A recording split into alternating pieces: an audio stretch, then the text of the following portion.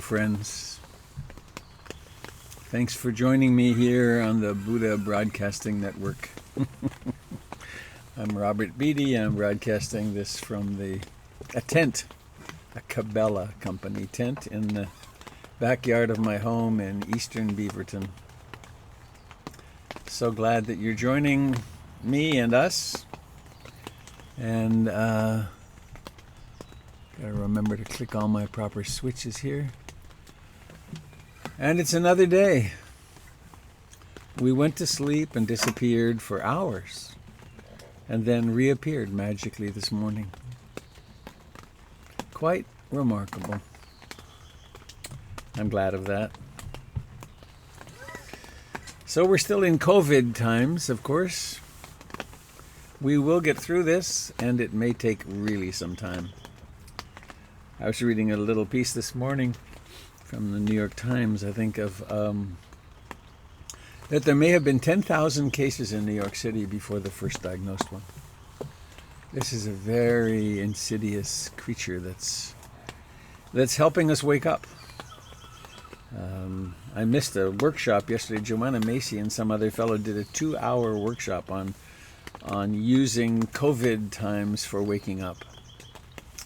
Facing into our despair and hopelessness and fear and so on, and using that to inspire us to be enthusiastic in our work and our awakening. And from the poetry world, I have truly one of my all-time favorites. Mentioned it yesterday, I think, and it's Mary Oliver. Oops. Mary Oliver. What an amazing voice we had with her. Still have, really. Close this. Okay. So please let us have this one just flow through us and have us become more and more welcome in our bodies and in our lives. Exactly as they are, these lives exactly as they are. It's called Wild Geese. You don't have to be good. You do not have to walk on your knees for 100 miles through the desert repenting. You only have to let the small animal of your body love what it loves. Tell me about despair, yours, and I will tell you mine. Meanwhile, the world goes on. Meanwhile, the sun and the clear pebbles of the rain are moving across the landscapes, over the prairies and the deep trees, the mountains and the rivers. Meanwhile, the wild geese, high in the clean blue air, are heading home again. Whoever you are, no matter how lonely, the world offers itself to your imagination, calls to you like the wild geese, harsh and exciting, over and over announcing your place in the family of things. Isn't that, those last two lines are so gorgeous. Calls to you like the wild geese, harsh and exciting, over and over announcing your place in the family of things. Wild geese. You do not have to be good. You do not have to walk on your knees for 100 miles through the desert repenting. You only have to let the small animal of your body love what it loves. Tell me about despair, yours, and I will tell you mine. Meanwhile, the world goes on. Meanwhile, the sun and the clear pebbles of the rain are moving across the landscapes, over the prairies and the deep trees, the mountains and the rivers. Meanwhile, the wild geese, high in the clean blue air, are heading home again. Whoever you are, no matter how lonely, this world offers itself to your imagination, calls to you like the wild geese, harsh and exciting, over and over announcing your place in the family of things. Whoever you are, no matter how lonely, this world offers itself to your imagination, calls to you like the wild geese, harsh and exciting, over and over. Over and over and over and over, announcing your place in the family of things.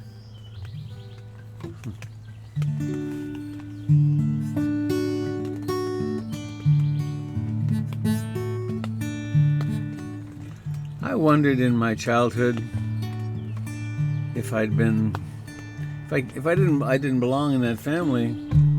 Had I been adopted, there was always a threat. My mother was sent at age 6 when her mother died in childbirth. She was sent to a convent where she lived till she was 16. There was always the threat, if you don't behave, you're going to get sent to a boarding school. I remember that pretty distinctly. But we really do belong here. You belong here. You belong in your life.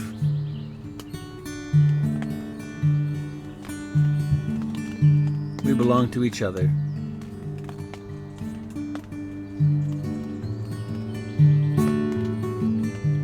I take refuge in the Buddha, the one who shows me the way in this life. Namo Buddhaya, Namo Buddhaya, Namo Buddhaya.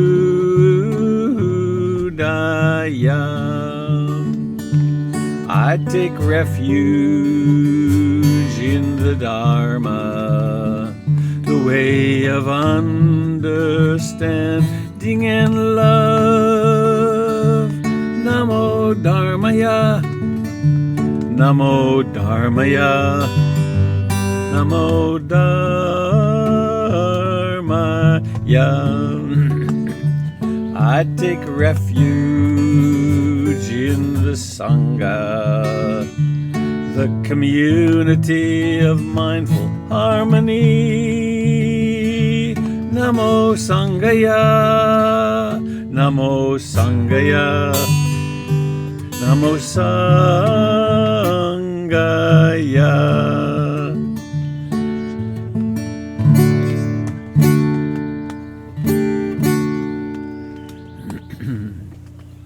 I take refuge in being awake right now and in what I discover to be true.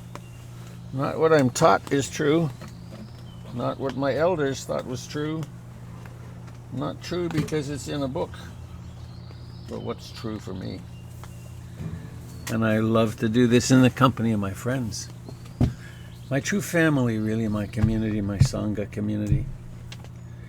And my great community, which is that of all life. So, let's stop. Let's stop and sit here.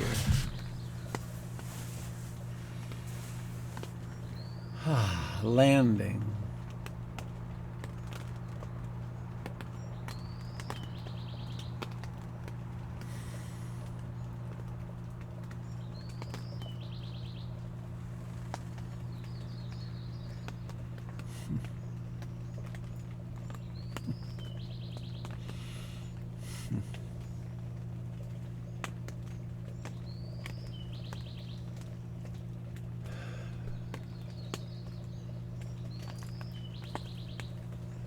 "20 feet from me outside my tent there is a 90 or 100-year-old Douglas fir tree. Let's sit like that.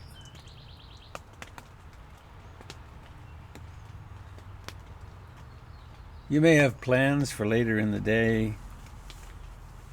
You might have things from the past that could be important to worry about. But right now, what's really happening? Sitting. Contact of the body with the chair. Life in the hands. Life in the face.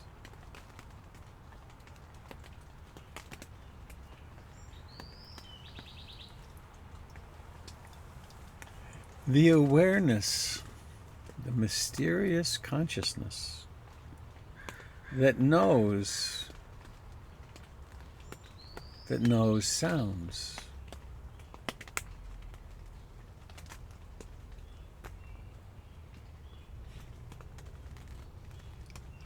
that knows the coming and going of the breath, which is manifested through sensations.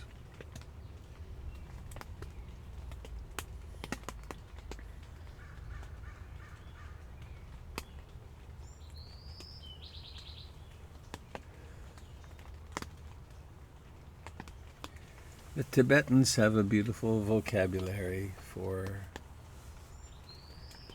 the magical display in consciousness. Sensations in the body, liking and disliking, hearing and seeing and smelling, thinking.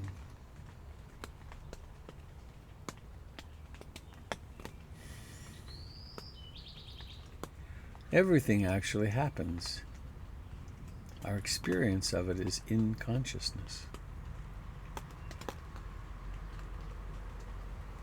So please let us sit quietly, perhaps using mindfulness of in-breathing and out-breathing as a home base, and noticing everything else that happens.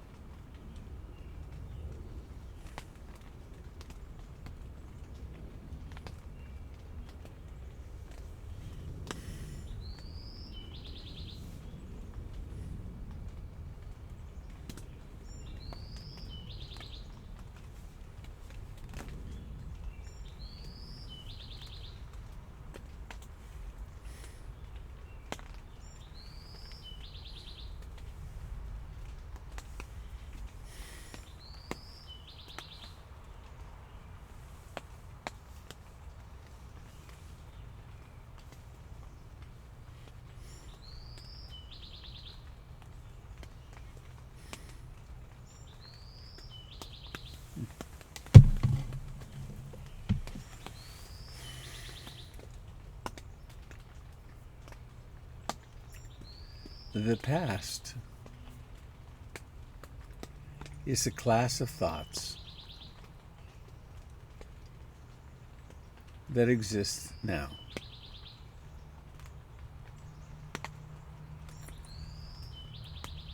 The future is another class of thoughts that exist now.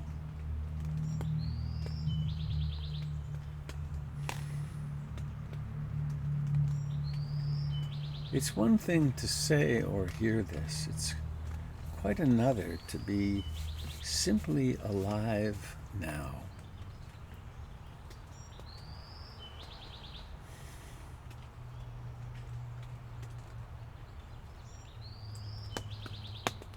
All the drama falls away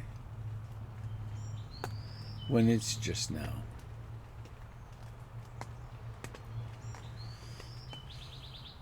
All the stories,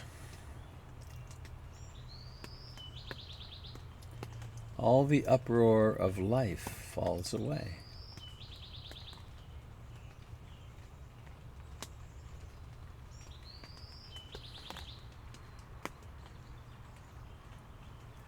And so we pay very respectful,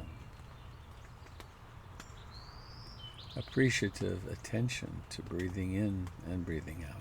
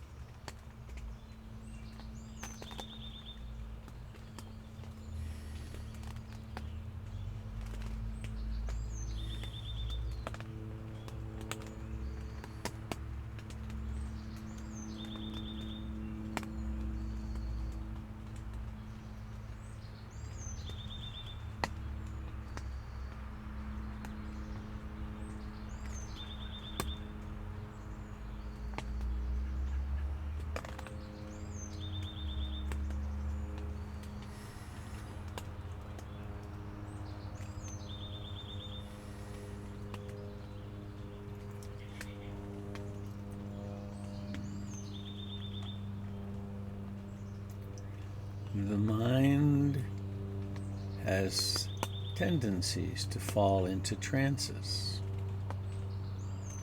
to replay old conversations or anticipated conversations. The habit of internal self-talk, of describing circumstances to oneself or debating with oneself or another internally. The powerful coloration of life through mood and emotion happens. Some of these are very powerful, and some of us are suffering mightily these days. None of them can match mindfulness and concentration.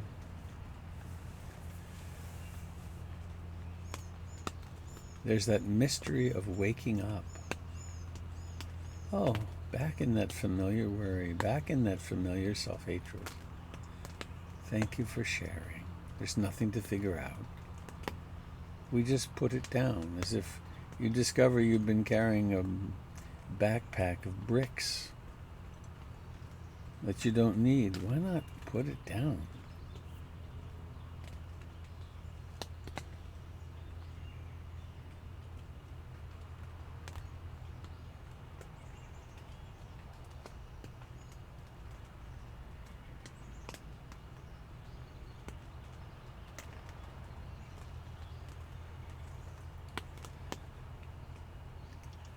Being present as each breath emerges out of no-thingness, non-existence.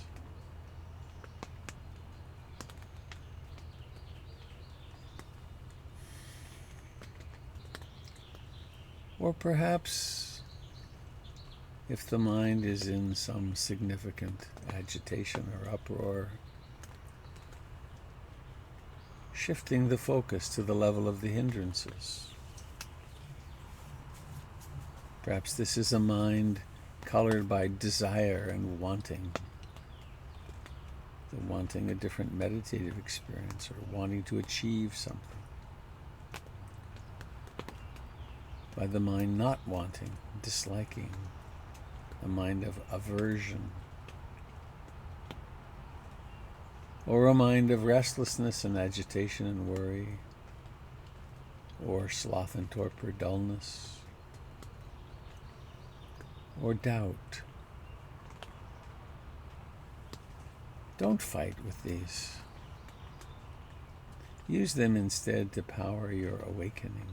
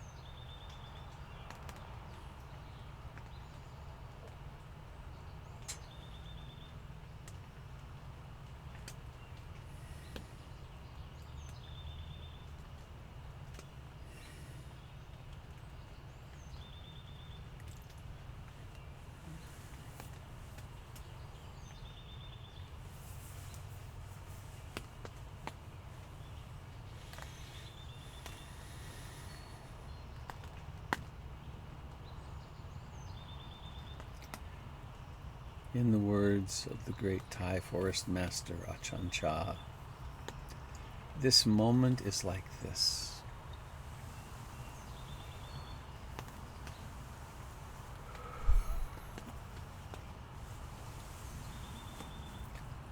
The mind is like this right now. The mood is like this. Sounds, sensations in the body,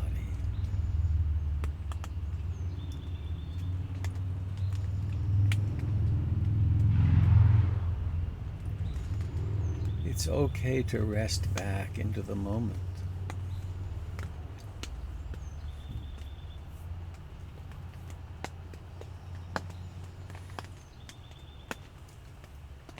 The world is constantly falling apart, coming together and falling apart.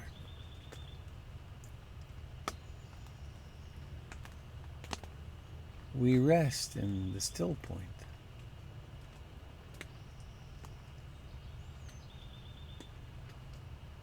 The still point of awakeness where everything occurs.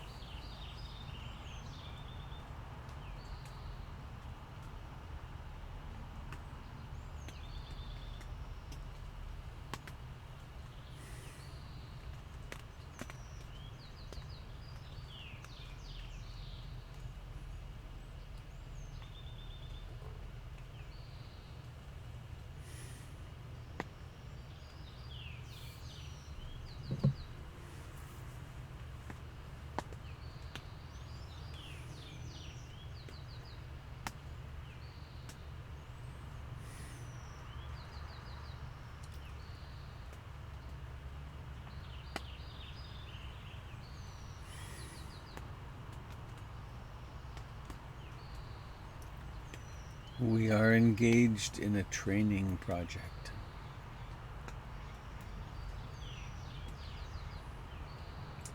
There are those who would say there's nothing to train and no one to train. You are already awake, believe nothing to the contrary.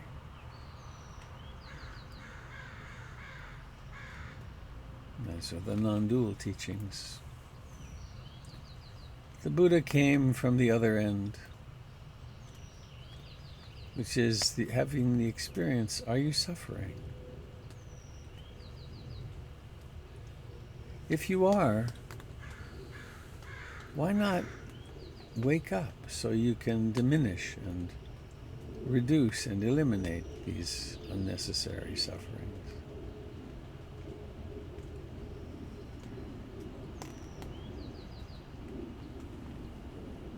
And the path to doing that is to become more and more awake.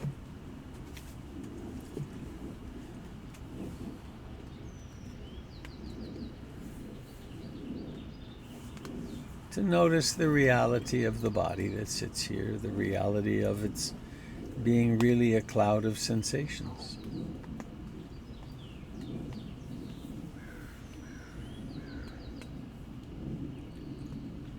To notice the coming and going of all experiences. Sounds are a great example. These words.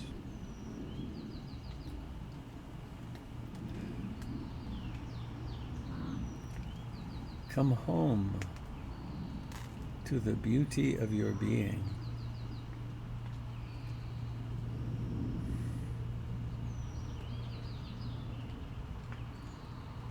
Acknowledging the reality of the personality, habit patterns, conditioned perceptions.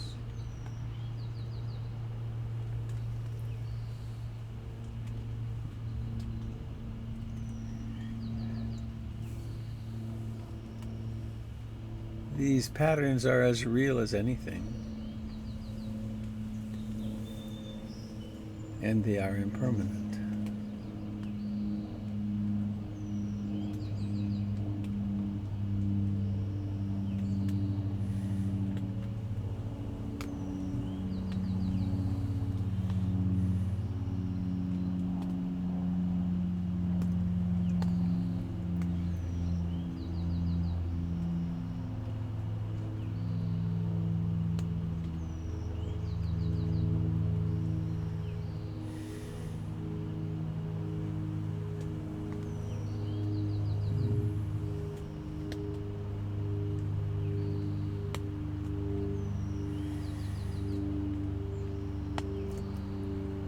In the practice of Satipatthana Vipassana, the practice of mindfulness, seeing things as they truly are, we open further and further into awareness, and it becomes obvious that everything is arising and passing away. We are part of the great universe. We are a manifestation of that. Our separateness is ephemeral at best. And there's another pole, however, where our separateness is one of a kind ever in the universe, where we are of incalculable value and importance, each of us.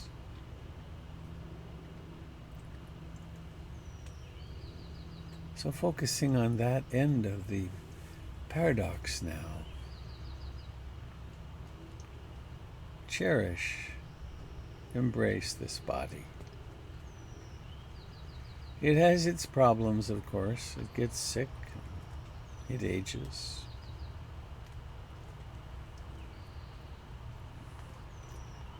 Mostly we don't look like the idealized images that are sold as desirable.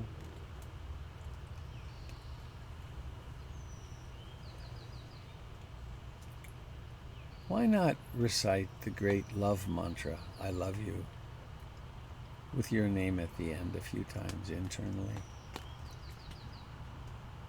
Let a little smile come to your lips, I love you, with your name.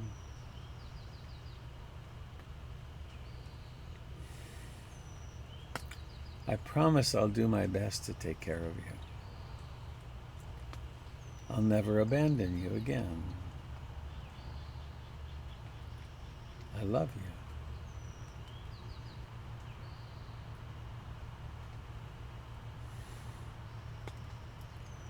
And now extending this outward to someone or some creature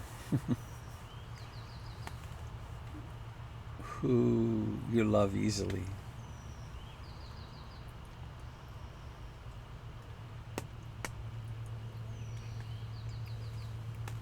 And then your family,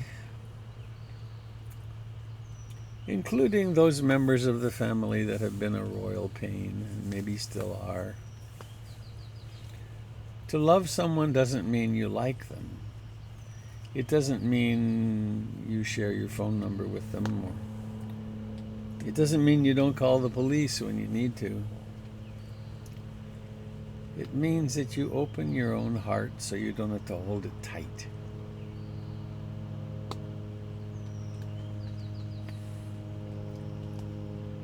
To colleagues and friends,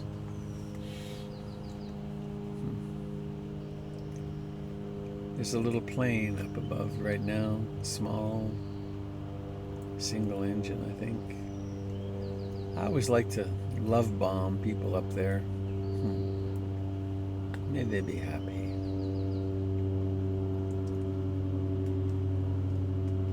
In all directions, above and below, north, south, east, west. To people in positions of great power and influence, and to those who are really among the most vulnerable. To the babies that are being born now and today, and to those who are dying today. May we all wake up to our true great nature. And please now become aware of your face and your eyes. More accurately, become aware of this that you take to be your face and you take to be your eyes. And then notice the effort that's required to let them open. The eyelids require quite some work to lift up. And then seeing happens. Seeing, and maybe take a moment to look at some of those little postage stamps on your screen. How lovely that we have each other. And maybe a little mindful moving. Ooh.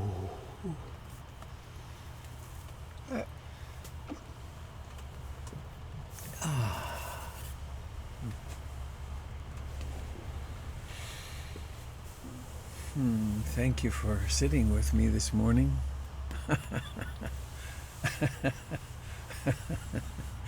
Allison, you just got a little bit filled up on your coffee. How nice, what nice service. I want to share my screen with you for a moment here. Is this going to work yet? Maybe. Announcements. Doug Pullen's class is going to start a couple of weeks later than planned. Deepen your experience of love, compassion, joy, and peace.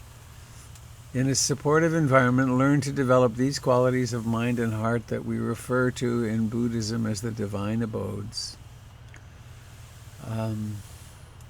Doug Pullen went to India with my first wife and I. She was a professor of religious studies at Lewis and Clark College. He was 20 and we were 28 and 29. It was madness. We took this group for a month. No, excuse me, a month. It was 3 months to India. And Doug and I have been friends and colleagues ever since. He is a man of extraordinary depth and warmth and really understands what he's talking about. So I highly encourage you to take advantage of that opportunity to go and study with him. And if you go to the website and you go to the you can find on the front page the donations tab that takes you to here. Please feel into your heart. Does this help you? Does this support you? And if it does, then why not help support it so that it can continue? It will continue. So I think that's all I want to say about that. I get to go to the center, of course. I still go to my office sometimes, and it's still there, and it's so beautiful. So fear not, we'll get to go back there again someday. And who knows, maybe it'll be sooner rather than later. So I think that's all I'm going to say, because I want to have some time to hear what's happening with you. What are your joys and sufferings that are coming to you from this coronavirus time?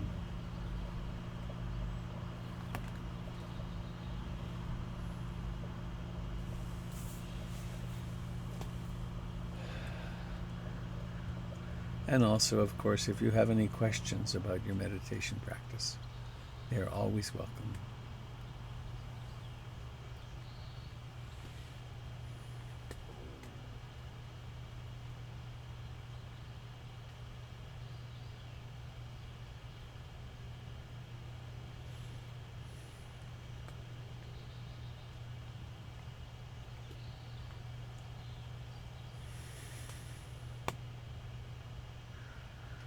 Good morning, Robert.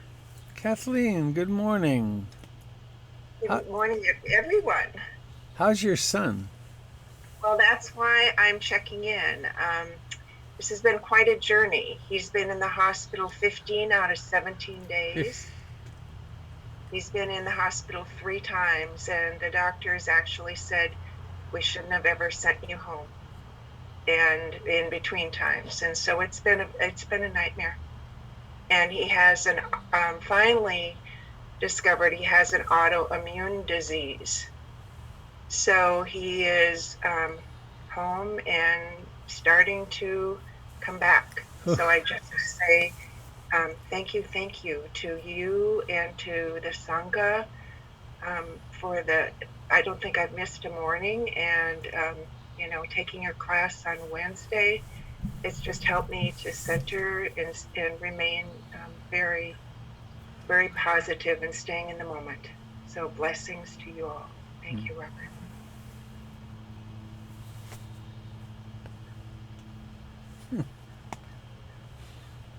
Makes me think of one of my silly, but sometimes I think it. Having children just makes one simply too vulnerable. It's like it's madness. Why would you do such a thing?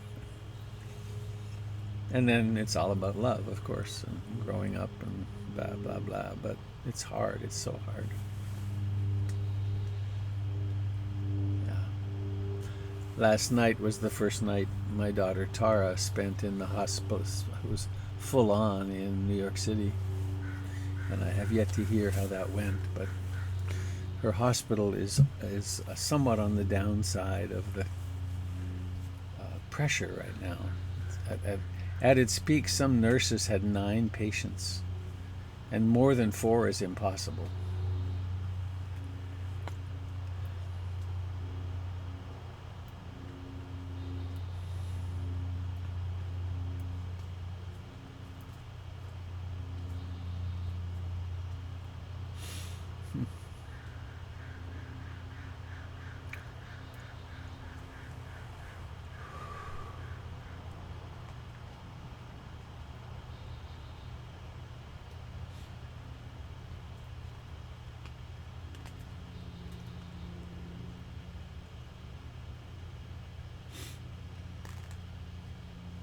Robert.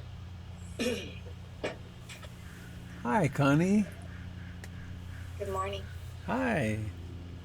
I was thinking this morning about how when we started this journey, everyone was speaking, and we were trying to figure out how to use Zoom a month and a half ago. Right.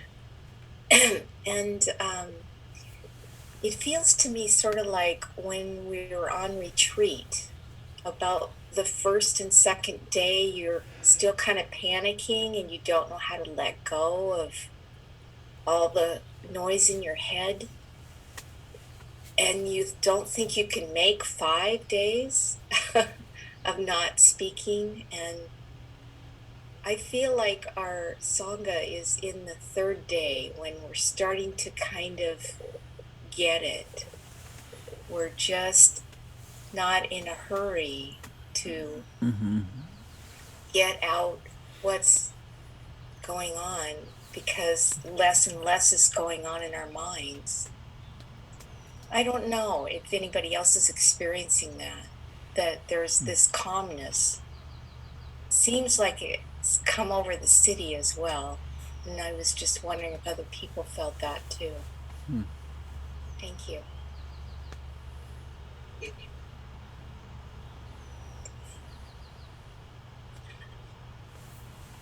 Yeah, Connie, thank you. That's Wally. Um, I'm beginning to lose these artificial constructs that we have called days. This is Friday, I suppose. Doesn't mean nearly as much as it used to. And yeah, it's like it started out like a retreat, and I just day after day after day would go on. But now it's even losing its the idea of. I heard on the somebody say on the news yesterday, it's coming up the weekend, and that doesn't mean what it used to for me. Yeah.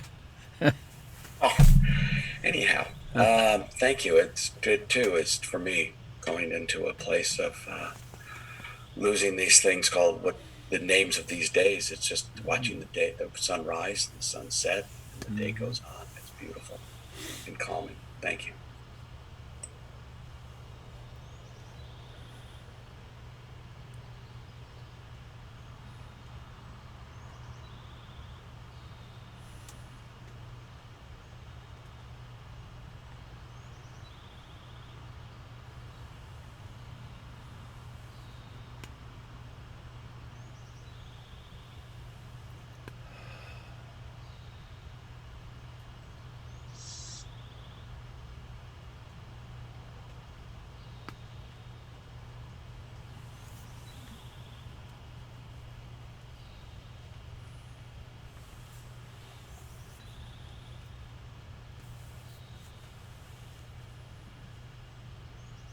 Hello, Ron. It looks like you're in a tent. I am in a tent. I live in a tent. Huh. How fortunate. Uh, Absolutely, in a certain way. Yeah, Huh. it's a bigger story. But yeah, I do live in a tent. I've noted that the two of us are both in tents when I'm here in the morning. Nice. That looks like a nice tall tent, too. It's a nice tall tent. I'm really glamping more than anything. Glamping. What's glamping? It's Oh, camping and. it's a hybrid word, and it's fancy glamping, fancy camping, but I forget what GL stands for. Grand Lux. It's Glamour. like a glamour. Glamorous camping. Okay. Nice. I have a bed off the floor, and I have heat. Cool. So it's a pretty nice setup. It's the upper middle way. A bed off the floor. That's a high and luxurious bed. You can't do that if you're a monk. I mean, that's just cool. I like the upper middle way. Yeah. Uh-huh. Nice. Nice to see you. You too. Been a long time.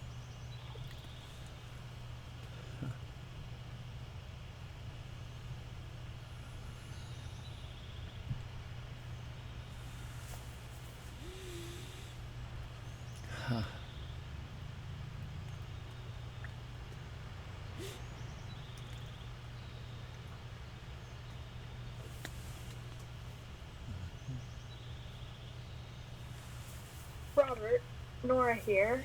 Hi. Hi. With the current configuration of the song in this virtual environment, um, when I do have questions about my meditation practice and don't want to ask them in front of so many people, where do I go? Send me an email. Okay. Robert@robertbeatty.com. And it's also possible to set up a Dharma consult to meet for a little while online and have a conversation. So Just send me an email. Robert, I like to say this, it's the narcissist's email, robert@robertbeatty.com, so it's easy to remember. Okay? Much appreciated. Thank you. Yeah, I'd be happy.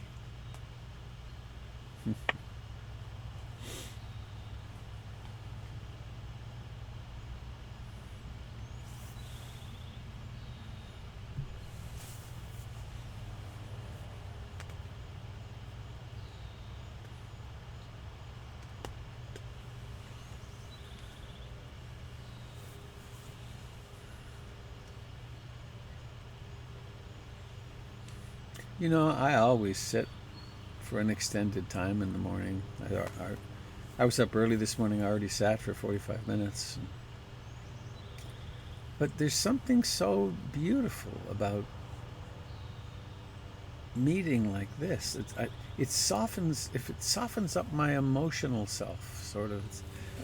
There's an experience of gratitude and beauty and the vulnerability that we all are. It's really quite remarkable.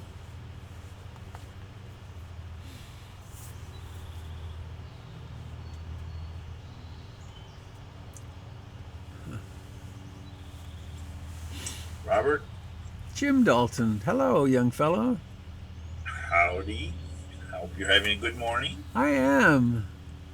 I love all these faces.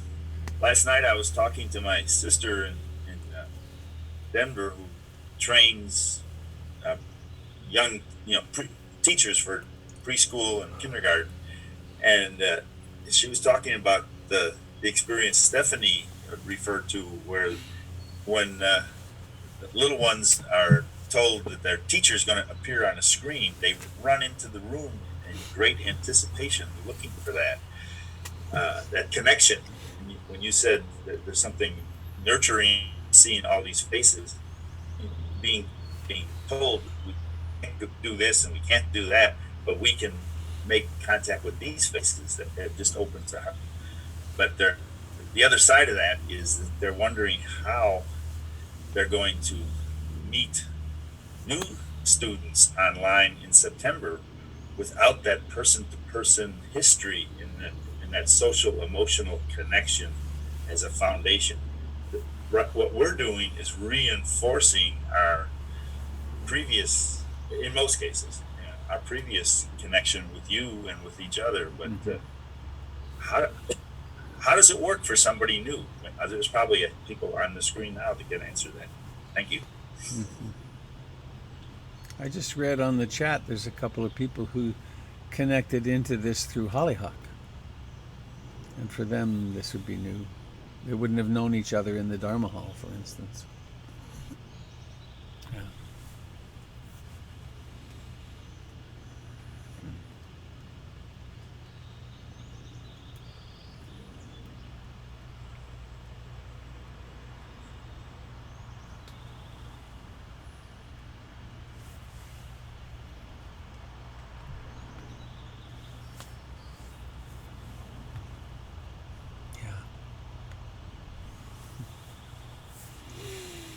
Hey, Robert.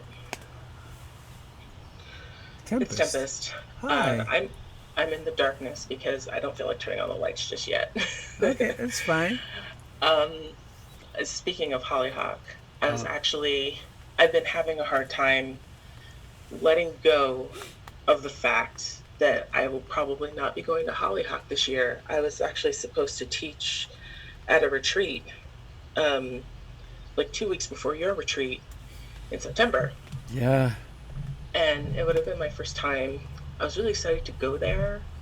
But it hasn't been officially canceled yet, but we're pretty much anticipating that it's going to be canceled just for the sake of safety.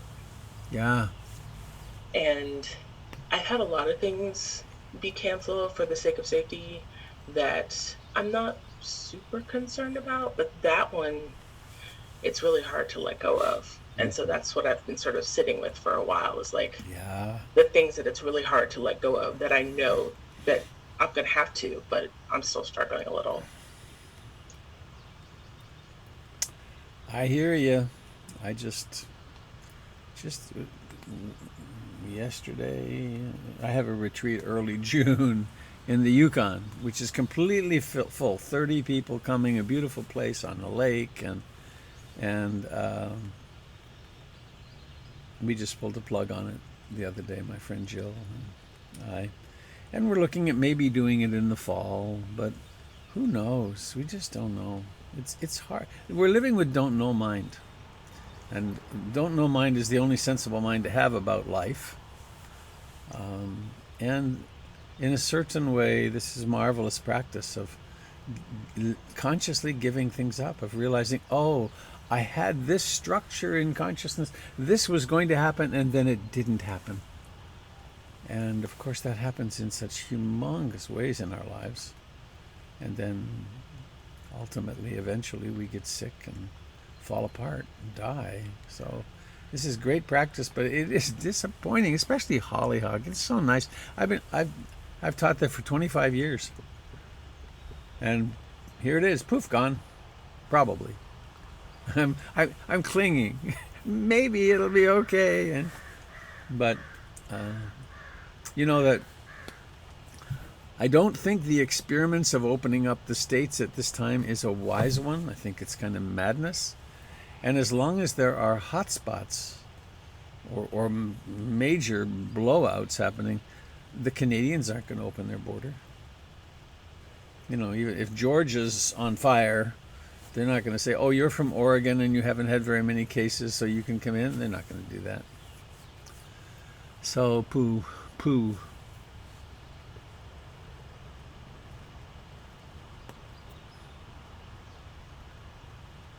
Oh, and then I watch my mind go to, well, there's next year. It's like, maybe. How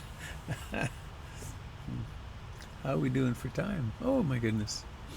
I have something I want to share. This Hello, Allison. And it's there's just so much change, and that is part of our belief. Our life is change.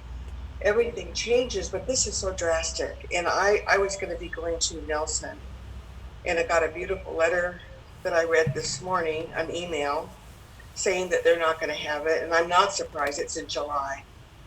And I've never been there before, and I was looking forward to it. Mm-hmm. And they're going through a lot of changes there. It's a retreat center, for goodness sakes. When are they, how are they going to survive? And they are making some changes, and that's great. And I wish them the best. And then I'm so fortunate here where I live, but there are so many people that are going through changes that are going to make life really different. And what's going to happen is that they're going to adapt, I guess. And I'm adapting. And this meditation mornings that we've had every morning has been something that is a gift.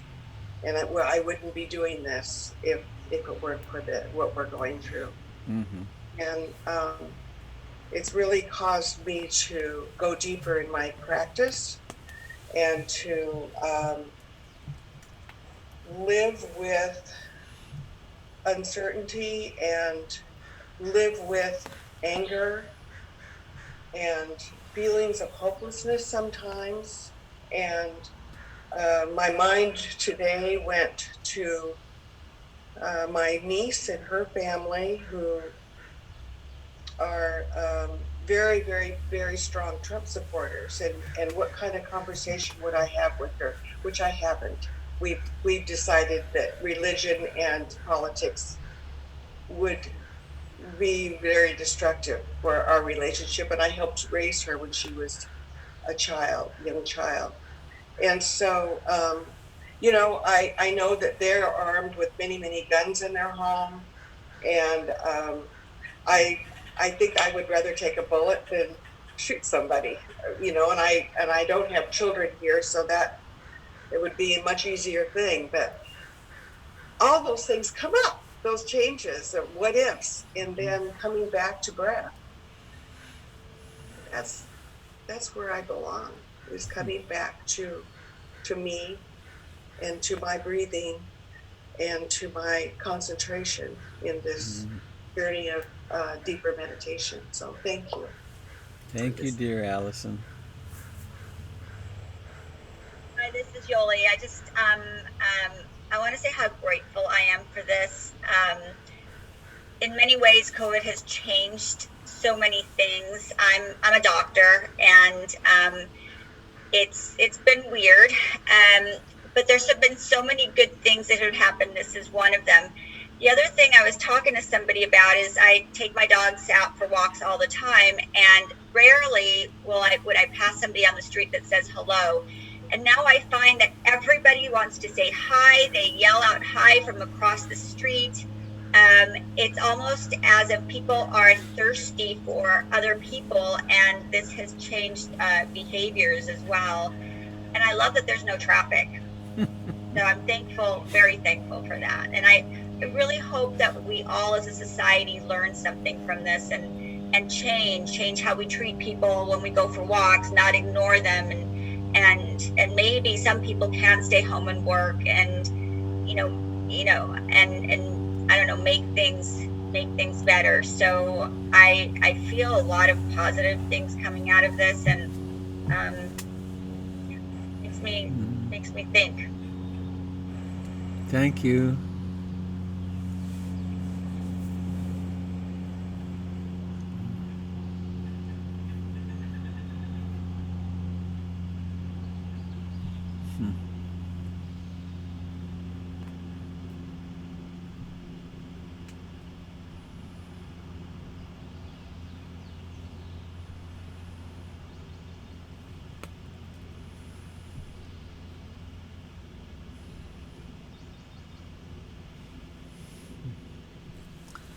Well, we've come to a little after 8.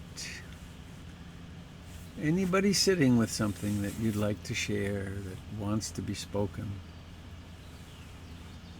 Yeah, Robert, I want to respond to Yoli and say thank you for those comments. It's wonderful for me, as I am out and walking, to have a sense of reconnecting with my community, the people that actually live near me. We're not all jumping in our cars and going somewhere else. Yeah. And of course, the quiet. My urban existence has become so much quieter, and that's so lovely also.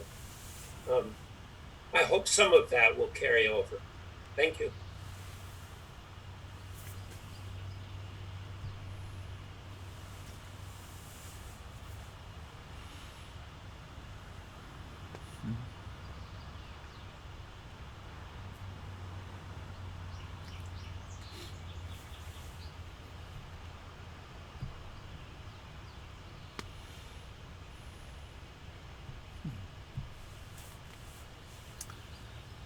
Well,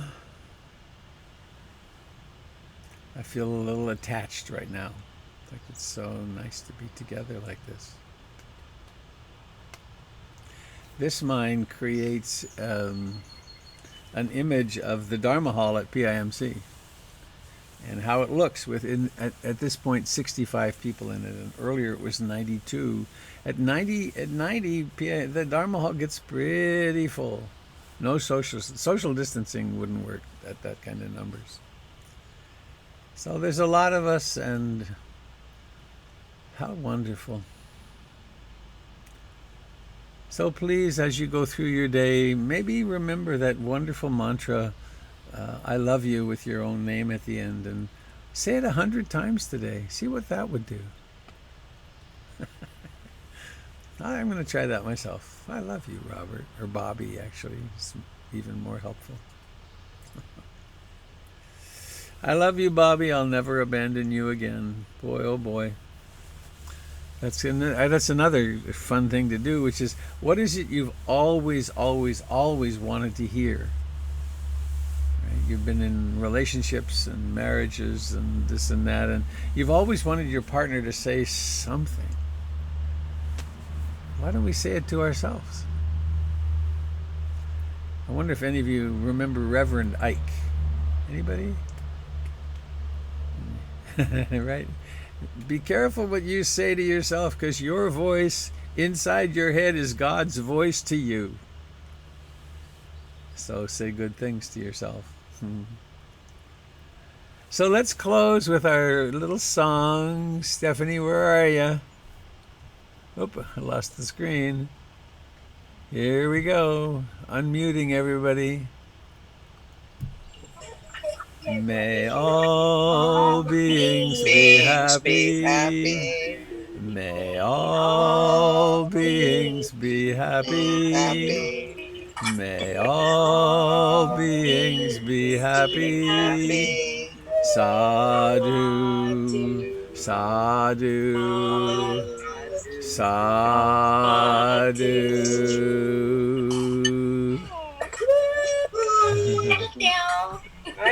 Goodbye, dear friends. Goodbye, those of you on YouTube and Facebook.